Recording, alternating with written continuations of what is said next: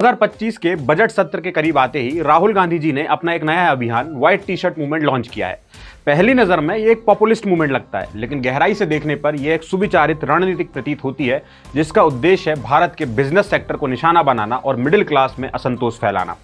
Tax और आर्थिक नीतियों पर ध्यान केंद्रित करते हुए यह अभियान समाज में आर्थिक विभाजन को बढ़ावा देने की एक कोशिश है और यह भारतीय जनता पार्टी को आम जनता का विरोधी साबित करने का एक खतरनाक तरीका है, जिससे देश की सामूहिक प्रगति पर चोट हो सकती है।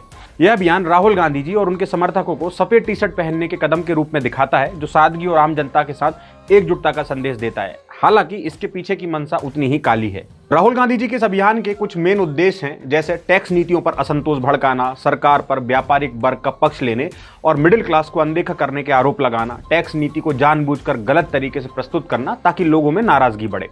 इसके साथ ही साथ व्यापारिक वर्ग को निशाना बनाना, व्यापारिक समुदाय को बीजेपी का करीबी बताते हुए उनके प्रति अविश्वास पैदा करने की कोशिश करना। यह रुख व्यापारिक आत्मविश्वास को कमजोर करता है और निवेश को डिमोटिवेट करता है। इस मूवमेंट का सबसे बड़ा प्लान है बीजेपी को जनता का विरोधी दिखाने की कोशिश।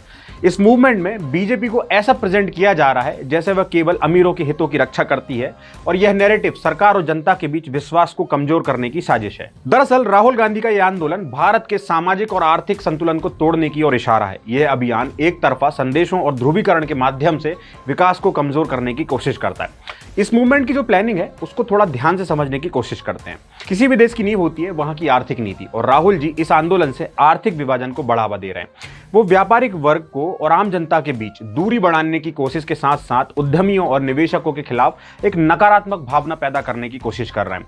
मध्यम वर्ग, जो भारत की अर्थव्यवस्था की रीढ़ की हड्डी है, को यह महसूस कराया जा रहा है कि वे सरकार की प्राथमिकता नहीं है। इससे न केवल उपभोक्ता का विश्वास कम पड़ता है, बल्कि दीर्घकालीन यानी लंबे समय पर आर्थिक स्थिरता पर भी असर पड़ता है।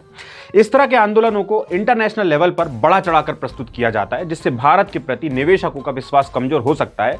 साथ ही साथ भारत की स्थिरता और विकास को लेकर संदेह पैदा किया जा सकता है और मुद्दे भी ऐसे लाए जाते हैं जो जनता को भावनात्मक तरीके से हर्ट करते हैं।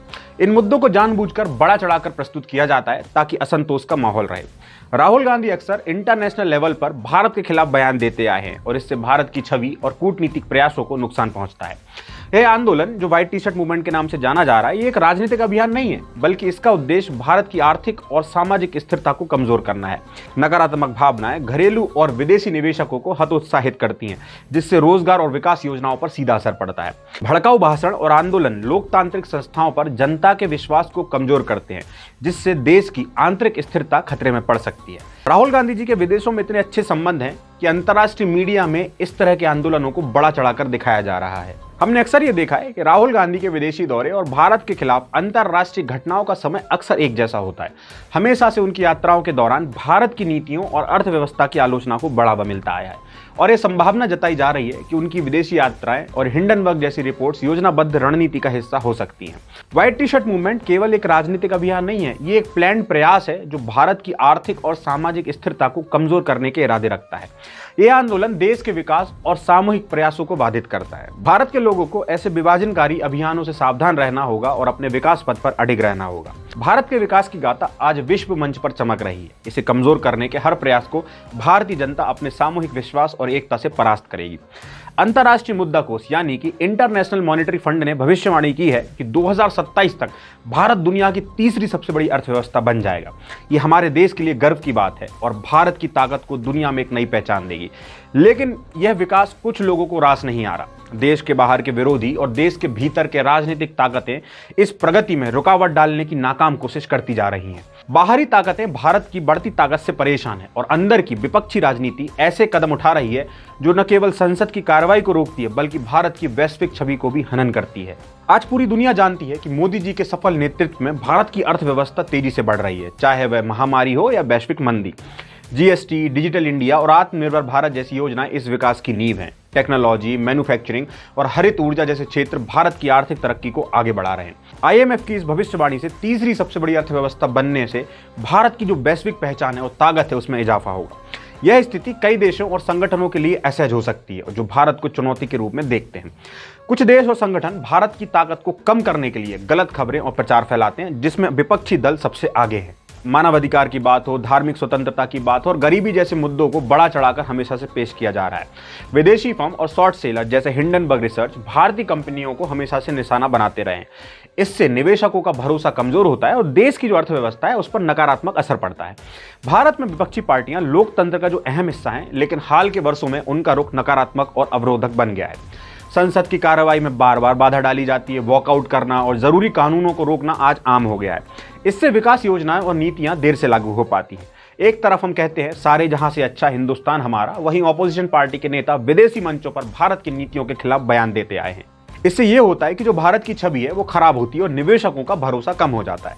कई बार विपक्ष पर विदेशी ताकतों के साथ मिलकर भारत के खिलाफ माहौल बनाने के आरोप लगाते रहे। इन साजिशों का भारत पर असर होता रहा है। संसद में हंगामा और नकारात्मक प्रचार भारत की स्थिरता पर सवाल खड़े करता है। विदेशी निवेशक असमंजस में पड़ जाते हैं और देश में निवेश करने से कतराते हैं।